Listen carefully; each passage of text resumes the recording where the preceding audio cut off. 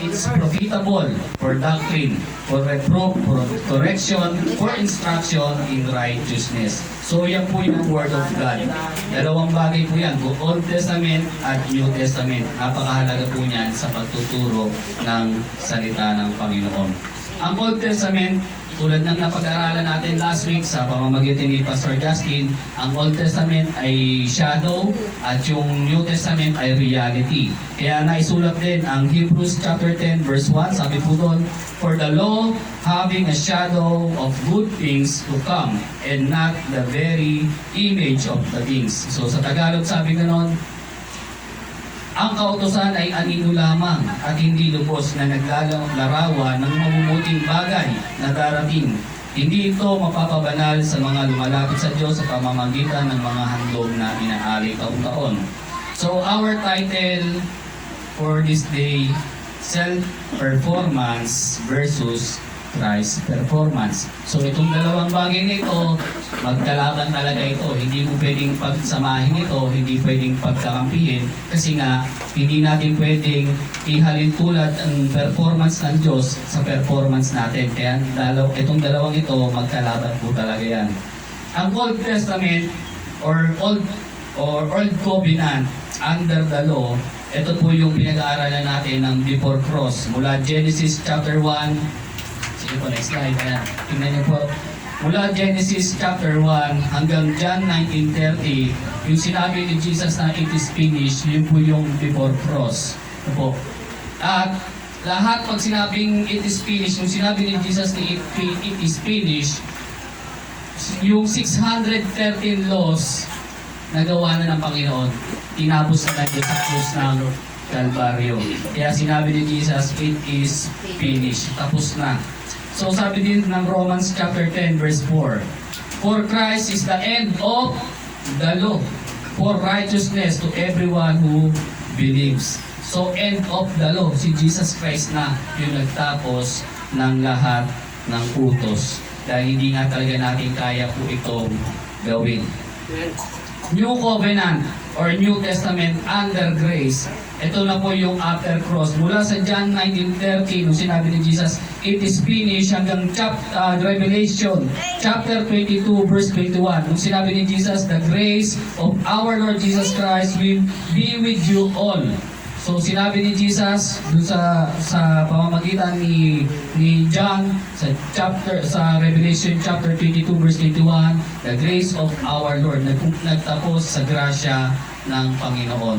Mula sa pagiging sa pagsunod sa law, tinapos na ng Lord ang law, at ngayon po tayo ay under grace, God performance. Romans chapter 6 verse 14, "For sin shall not have dominion over you, for you are not under the law, but under grace." So that's why it's so important that we know the Apostle Paul said about rightly dividing the word of truth. 2 Timothy chapter 2 verse 15, "Be diligent to present yourself approved to God, a worker who does not need to be ashamed, rightly dividing the word of truth." So napaka-importante, alam po natin yung paghahati ng Old Testament sa New Testament or sa before cross and after cross. Napakahalaga po ng dalawang yan. Kasi po, mahihirapan tayo magpaliwanag ng Old Testament o yung shadow versus sa reality. Ang hirap ipaliwanag po niyan kapag hindi natin alam yung rightly dividing the word of truth na sinasabi ni Apostle Paul. Kaya napaka-importante po niyan. So number 1, punta muna tayo sa self-performance. Self-performance cannot enter the kingdom of God. Mabigat na po ito. Self-performance cannot enter the kingdom of God. Sabi po sa Marcos 10:17-31, dito po natin maaaral. Nang siya'y paalis na, may isang lalaking patakbong lumapit kay Jesus. Lumuhod sa harapan niya at nagtanong, "Mabuting guro, ano po ba ang dapat kong gawin upang makamtan ko ang buhay na walang hanggan?" Sumagot si Jesus, "Bakit mo ako tinatawag na mabuti? Walang mabuti kundi ang Diyos lamang." Next slide po. Sumagot si Jesus,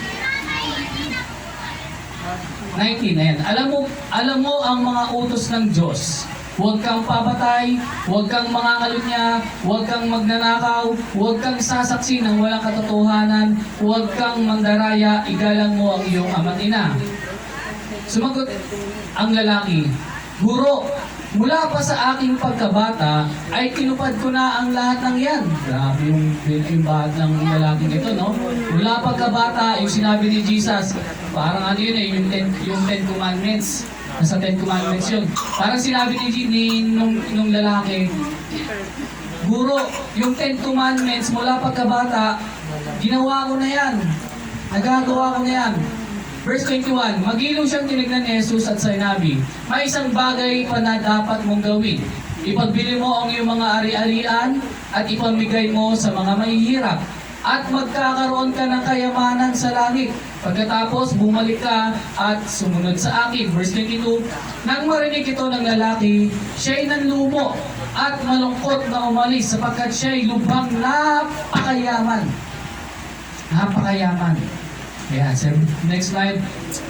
Tinignan ni Jesus ang mga nasa paligid niya at sinabi sa mga alagad, tunay ngang napakahirap para sa mayayaman ang makapasok sa kaharian ng Diyos. Nagtaka ang mga alagad at sinabi niya ito, ngunit muling sinabi ni Jesus, mga anak, talagang napakahirap para sa mga mayayaman na makapasok sa kaharian ng Diyos. 2 beses sinabi. Di ba pag 2 beses inuulit, yun yung pinupunto talaga ng Diyos. Kaya ang Diyos hindi naman galit sa mayayaman. Kaya lang, mismong si Jesus na nagsabi, napakahirap mapabilang o makapasok ang mga mayayaman sa kaharian ng Diyos. Hindi ako nagsabi, Jesus na mismo. Hirap talaga. So bakit? Verse 25, mas madali pang dumaan ang kamelyo sa butas ng karayom. Grabe, no? Kamelyo sa butas ng karayom. Eh yung daliri nga natin, hindi natin kasya sa butas ng karayom. Kamelyo pa kaya. So, ganun talagang kabigat yung sinabi ni Jesus. Kaya sabi niya ganun, next slide po, lalong nagtaka ang mga alagad. Kaya nagtanong sila, kung gayon, sino pa kaya ang maliligtas? Verse 27, tinignan sila ni Jesus at sinabi sa kanila, hindi ito kayang gawin ng self-performance. Ngunit hindi ito imposible sa Diyos sapagkat ang lahat ng bagay ay kayang gawin ng Diyos, God's performance. Yan yung makikita po natin. Pag self-performance, ginawa mo na yung Old Testament, 10 Commandments na perfect mo. Law kasi yun eh, perfect mo. Kaya lang, hindi naman ang requirements yun para makapasok sa kaharian ng Diyos. Kundi yung tinapos na gawa ng Panginoon. Mayroon pang isang verse, Mateo 7, 21 hanggang 23. Hindi lahat ng tumatawag sa akin, Panginoon, Panginoon, ay papasok sa kaharian ng langit, kundi ang mga taong sumusunod sa kalooban ng aking Amang nasa langit. Sa araw ng paghuhukom, marami magsasabi, Panginoon, hindi po ba sa iyong pangalan ay nangaral kami, nagpalayas ng mga demonyo at gumawa ng mga himala? Ngunit sinasabi ko sa kanila, hindi ko kayo kilala. Lumayo kayo sa akin, kayong mga gumagawa ng kasamaan. Self-performance po kasi yan. Nung sinabi, nagpapalayas naman ng demonyo, nangangaral sa pangalan ng Panginoong Hesus, gumagawa ng himala, pero anong tawag ng Lord? Hindi ko kayo kilala. Lumayo kayo sa akin, kayong gumagawa ng kasamaan. Pero pag tinignan natin, Lord, nagsishare ng Word of God, kabutihan.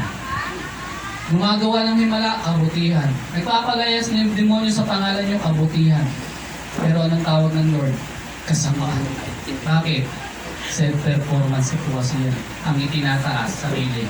Sa tuwing magpapalayas ng demonyo, pangalan nga ng Panginoon Hesus ang itinataas, pero sa deep inside, in mind, in heart, uy, salamat, nakapagpalayas ako ng demonyo, ang galing-galing nito, may power ako.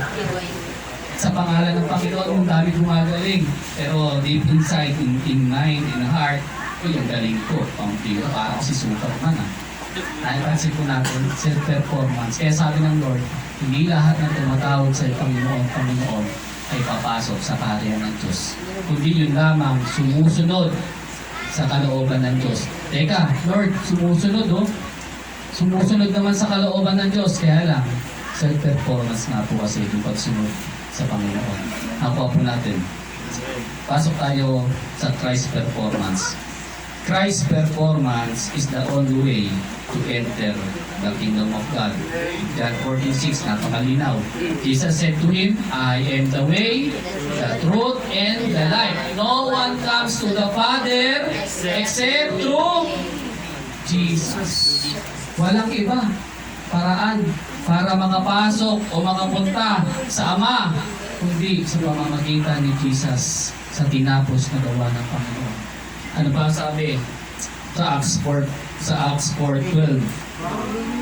Nor is there salvation in any other, for there is no other name under heaven given among men by which we must be saved. Sa Tagalog, kay Hesus Kristo lamang matatagpuan ang kaligtasan, sapagkat sa silong ng langit ang kanyang pangalan lamang ang ibinigay ng Diyos sa ikaliligtas ng tao. Hindi sa pangalan ni Mama Mary, hindi sa pangalan ni Father God, hindi.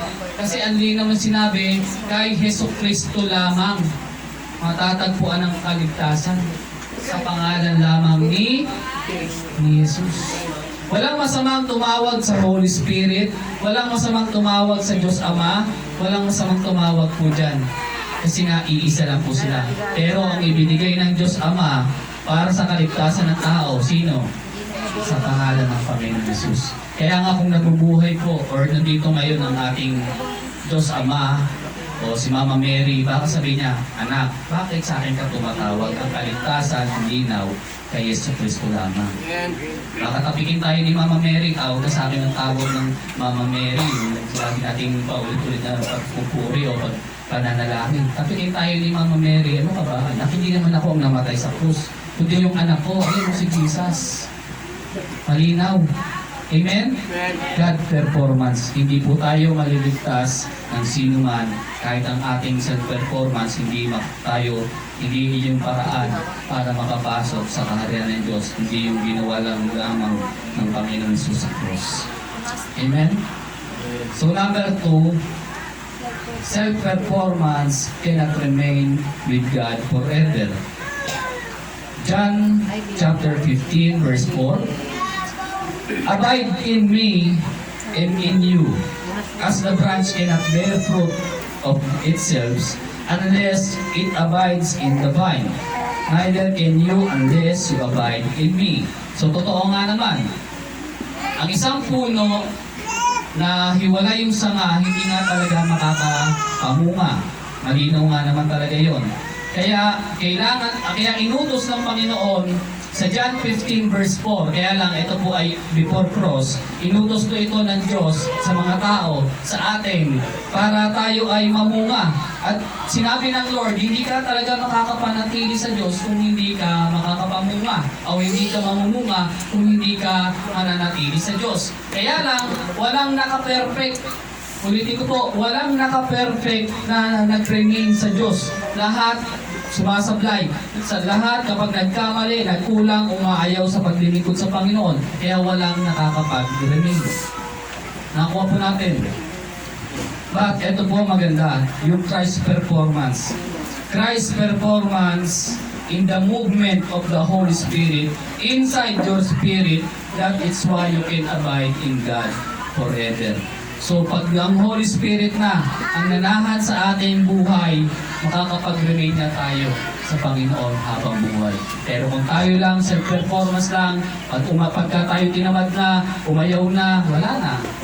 Hindi na tayo nakakapamunga. Bakit? Kasi nga tayo yun. Pero pag ang Holy Spirit na ang nanahan sa ating buhay, hindi na tayo iiwan ng Holy Spirit. Romans chapter 8 verse 11. But if the Spirit of Him who raised Jesus from the dead dwells in you, He who raised Christ from the dead will also give life to your mortal bodies through His Spirit who dwells in you. Dalawang beses na naman inulit. Ibig sabihin, yan yung pinapunto ng Lord na yung Holy Spirit nagdedwell na sa ating spirit. Galatians chapter 5 verse 18. But if you are led by Spirit, you are not under the law. Kaya tayong mga pinananahan ng Holy Spirit, hindi na tayo under the law. Bagamat hindi naman talaga tayo under the law, nagpapaka-under the law lang tayo, pero sige, sabihin na natin under the law tayo dati, pero ngayon, dahil nananahan na ang yung Holy Spirit sa atin, hindi na tayo under the law. Under grace na po tayo. Before cross, dahil yan po ay yung Joshua chapter 1 verse 5. Ito po sa before cross. Sabi po dito ng Joshua, walang makakagapi sa iyo habang buhay. Habang ikaw ay nabubuhay. Sasamahan kita gaya ng pagpatnubay ko kay Moses. Hindi kita iiwan ni pababayaan man. Sa before cross, sinabi na ni God kay Joshua pa lang, sa lahat ng sumusunod sa Panginoon, hindi kita iiwan ni pababayaan man. Kasi nga, yung Holy Spirit, pag nag-dwell na sa atin, hindi tayo iiwan, ni pababayaan man ng Diyos. Pagdating ng after cross, nag-manifest na ito, sabi ng Hebrews 13:5, huwag kayong magmukhang pera, at masiyahan na kayo sa anumang nasa inyo, sapagkat sinabi ng Diyos, hindi kita iiwan, ni pababayaan man. Inulit. Mula sa before cross hanggang sa after cross, iisa ang mensahe. Sinabi ng Lord, hindi tayo iiwan, ni papabayaan man. Bakit? Dahil yung Holy Spirit na, pag nag-dwell na sa ating buhay, wala na talagang iwanan to. Amen? Hindi talaga tayo papabayaan ng ating Panginoon. Galatians chapter 5 verse 22. Dahil na yung Holy Spirit, indwelling na inside your spirit, sabi ng Lord, ito na, magbubunga na. But the fruit of the Spirit is love, joy, peace, long-suffering, kindness, goodness, faithfulness. So magbubunga na. Kasi nga, nagre-remain na yung Holy Spirit sa ating buhay. Kapag tayo ay nakadikit na sa Diyos, magbubunga at magbubunga na talaga tayo. At ulitin ko, lagi kong pinaulit-ulit po ito, yung bunga, hindi pinipilit. Kasi pag pinilit mo ang bunga, self-performance na naman yan. Ikaw ang gagawa, magpapakabuti ka, self-performance na naman. Pero, kapag yung Holy Spirit na ang nananahan sa atin, yung paggawa ng mabuti, kusa na yan, lumalabas sa buhay natin kahit hindi pinilit. Amen? Kusa na yan. Pag sinabi ng nanay mo, maglaba ka, kahit hindi ka nautusan, dahil yung Holy Spirit na nagdadwell sa'yo, kusa ka na maglalaba. Pag sinabi ng nanay mo, anak, hugasan mo yung pinggan, kahit hindi ka nautusan, kusa ka nang maghugas. Hindi pa nga tapos si nanay, hinugasan mo na yung pinggan. Nakuha po natin. Inuunahan mo na kasi nga kahit hindi ka nautusan, kusa nang kumikilos yung ating katawan kasi nga nagdudwell na yung Holy Spirit sa buhay natin. Pero pansinin nyo, yung mga tinutulak pa, uy, maghugas ka ng pinggan. Uy, ikaw na, nagtuturuan pa. Teka, ikaw na, nagtuturuan pa. Lalo na sa pag-attend sa church, pag pinipilit, wala pa kasi ang Holy Spirit.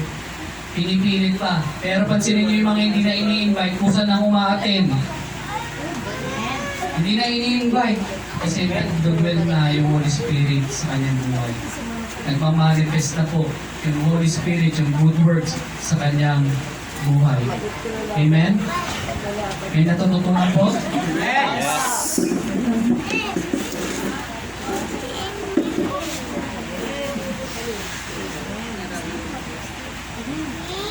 Yeah, number 3. Pangatlo na po tayo, malapit na tayo magtapos. Self-performance cannot make you righteous.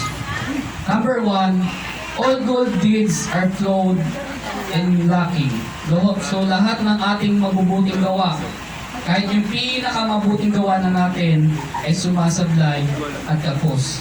Romans 3:23, for all have sinned and fall short of the glory of God. Lahat kapos, lahat kulang. Lahat ng ating pinakamabubuting gawa, sablay, kapos. Number 2, no one is righteous. Romans 3 verse 10. As is written, there is none righteous, no, not one. Wala, kahit sino man. Number 3, self-righteous cannot enter the kingdom of God. Matthew chapter 5 verse 20. For I say to you that unless your righteousness exceeds to the righteousness of the scribes and Pharisees, you will by no means enter the kingdom of heaven. Kung ang pagsunod lang po daw natin ay tulad ng mga eskriba at mga pariseyo, mga teachers of law, na puro self-performance, puro self-righteous, hindi tayo makakapasok sa kaharian ng Diyos. Dahil alam ng Lord kung sino talaga yung totoong sumusunod sa kalooban ng Panginoon. So letter B, Christ's performance is the only way to become righteous. 2 Corinthians 5:21. For He made Him who knew no sin to be sin for us, that we might become the righteousness of God in Him. So dahil sa grasya lamang po ng Panginoon, tayo ay naging righteous. So hindi lang po tayo naging righteous, no po. Romans chapter 3:24. And all are justified freely by His grace through the redemption that came by Christ Jesus. Tayo po ay na-justify because of grace. Dahil sa tinapos na gawa ng Panginoon, tayo ngayon ay na-justify na. Tayo po ay naging righteous. Romans chapter pangalawa, because of God, because of God's performance, we are sanctified and justified. So kanina, tayo ay justified na, ngayon, sanctified naman tayo. Pag sinabing sanctification, tayo ay holy na. Pag sinabi ng justification, tayo ay righteous. So hindi lang tayo righteous, tayo rin ay holy. Hindi dahil sa self-performance, kundi dahil sa Christ performance, kaya tayo naging righteous and holy. Nakuha po natin. 1 Corinthians chapter 6 verse 11. And that is what some of you were, but you were washed, you were sanctified, you were justified in the name of the Lord Jesus Christ and by the Spirit of God. So tayo ay naging banal sa harapan ng Panginoon, tayo na ngayon ay naging matuwid sa harapan ng Panginoon. So sa tuwing titingnan tayo ng Diyos Ama, ang nakikita sa atin yung kanyang Diyos, sa Diyos Anak na tinapos ng Panginoon sa cross. Dahil meron tayong Holy Spirit, si Jesus na nananahan sa ating buhay. So kapag titingnan tayo ng Diyos Ama, ang nakikita si Jesus, yung tinapos na gawa ng Panginoon. Kaya nagkulang man tayo, nagkamali man tayo, huwag tayong mag-alala.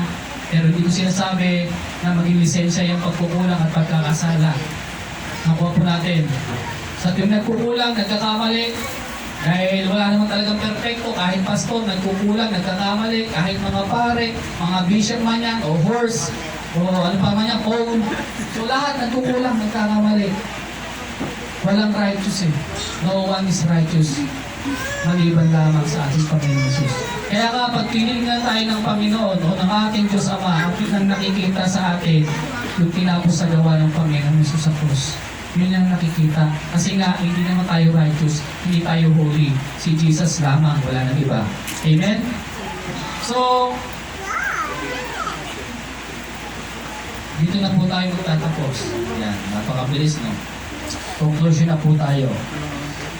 Everything we do is because of God. Everything points to the finished work of Jesus on the cross, including obedience to His will. So lahat ay nakaturo sa tinapos na gawa ng ating Panginoon. Kahit yung ating pagsunod sa Panginoon, wala tayong may pagmamalaki at wala tayong may pagyayabang. Anong sabi ng Filipos? Filipos chapter 2 verse 13, hindi ko na yata nailagay. Basahin ko na lang. Sapagkat ang Diyos ang pumikilos sa inyo upang inyong naisin at isagawa ang kanyang kalooban. Lagi ko itong sinasabi sa ating fellowship Kasi nga, yung ating pagsunod sa Panginoon, akala natin tayo yun. Hindi tayo yan. Hindi tayo may gawa niyan. Dahil Diyos pa rin ang nagbibigay sa atin ng pagnanasang gawin ang kanyang kalooban. Kasi kung tayo lang, sablay tayong lahat. Kaya ang napakabuti ng Panginoon kasi siya pa rin ang nagbibigay sa atin ng desire para masunod ang kanyang kalooban. Nakuha po natin. So dito na po akong tatapos. Christ's performance is enough to enter the kingdom of God, to remain in God forever, to be holy and righteous. Wala nang iba. Christ's performance lang po. Amen? Sige po, talakpakan natin ang Panginoon. Sila po, magtatapos ang mensahe ng ating Panginoon. Napakabilis lang, pero nawa, ito ay mag-manifest sa ating mga buhay. At lagi nating maalala na lahat ng ating gagawin ay sa Diyos lamang at wala tayong ipagmamalaki. Kahit yung pinakamabuting gagawin natin ay sa Diyos lamang pa rin po yan.